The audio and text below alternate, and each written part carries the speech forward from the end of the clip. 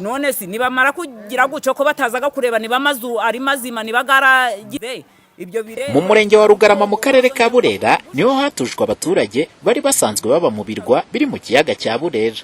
Bamwe muri aba baturage bakaba bavuga ko ibyo basezeranyijwe bakiza gutuzwa muri uyu mudugudu batigeze babibona, birimo umuriro w'amashanyarazi, guhabwa ibyangombwa by'amazu yabo, byose ntabyo bigeze bahabwa, ahubwo aya mazu yatangiye gusatagurika.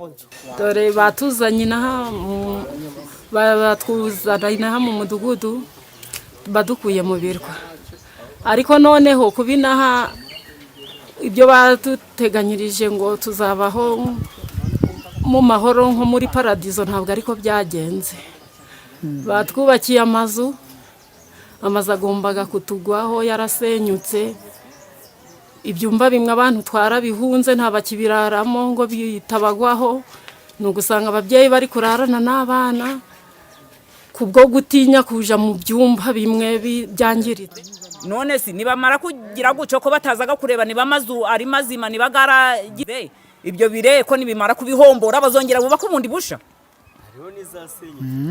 Bazongera bubaka ubundi busha ikigega cy'amazi. Urukumva nibagateberaga nibagajagahe ntaho ubwo tubi. Ubwo twari tuzi ko batuzanye mu buzima bwiza, ariko twasanze aho gutuzana mu buzima bwiza ahubwo baratuzanye mu buzima. Amashanyarazi gakaza vuba. Nawe reba umudugudu w'ikitegererezo utagira n'amashanyarazi. Si ikibazo. Imirasire baduha turasire. Iyi miryango kugeza ubu yatujwe muri uyu mudugudu, imibereho yabo ya buri munsi bayikesha imirimo iraho bari batuye ku birwa, ari naho kugeza ubu bajya guhinga, ariko kugerayo gusanga bibagora. Ubwo noneho kuja guhinga mu birwa badukuyemo bikatugora. N'imirima ntikera kubera nta fumbire, tubura uko turitwarayo kitugoye. Ubwo rero tukabona ikibazo aho kugikemura ahubwo baraconge. Ku ruhande rw'ubuyobozi bw'akarere ka Burera, umuyobozi w'agateganyo w'aka karere agaragaza ko bitarenze mu kwezi kwa 12 ibibazo bimwe aba baturage bagaragaza bizaba byavugutiwe umuti. Icyo nababwira nabizeza cya mbere nuko ingengo y'imari hari muri uyu mwaka, ndetse hafi yabo rwose uturwo turashinga amapoto nabagiye kubageraho, ariko nabo yagomye kuba yabageraho vuba kuko yose n'amapoto arahari.